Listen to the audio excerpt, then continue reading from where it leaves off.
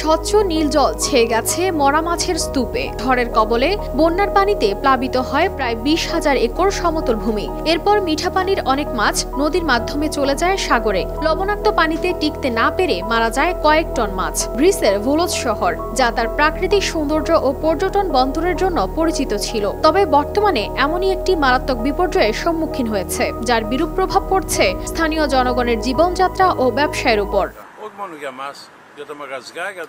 এমন বিপর্যয়কর পরিস্থিতিতে স্থানীয় প্রশাসন এবং ফিশিং নৌকাগুলো দ্রুত মাছগুলো সরিয়ে নেওয়ার জন্য কাজ করছে। গত 24 ঘন্টায় ট্রাকে ভর্তি করে শহর থেকে সরানো হয়েছে প্রায় 40 টন মাছ। দুর্গন্ধ ছড়িয়ে পড়া রোধে শহরের বিভিন্ন স্থানে নেট বসিয়ে নতুন মাছের আগমন বন্ধের চেষ্টা করা হচ্ছে। এই বিপর্যয়ে শুধু পরিবেশগত ক্ষতি নয়, বরং অর্থনৈতিক প্রভাবও পড়েছে। শহরের কাছাকাছি একটি রেস্টুরেন্টের মালিক জানান, পর্যটকরা এখন আর আসতে চান না, যার ফলে তার ব্যবসার মুনাফা প্রায় 80% কমে গিয়েছে।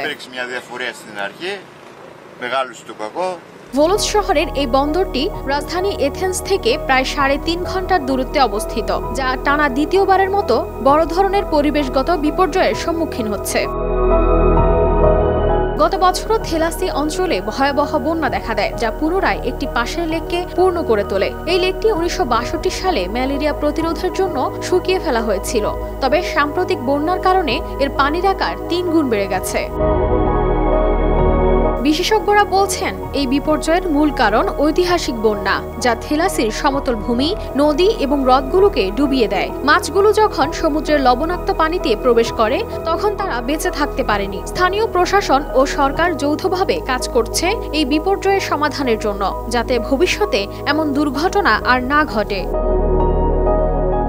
এদিকে বিজ্ঞানীরা বলছেন, এই ধরনের বিপর্যয় জলবায়ু পরিবর্তনের ফলাফল। উচ্চ তাপমাত্রা, অনিয়মিত বৃষ্টিপাত গ্রিসের মতো অঞ্চলে এমন বন্যা ও চরম আবহাওয়ার ঘটনা ঘটাচ্ছে, যা ভবিষ্যতে আরো বড় বিপর্যয় ডেকে আনতে পারে। কানিস ফাতেমা শিমু, RTV।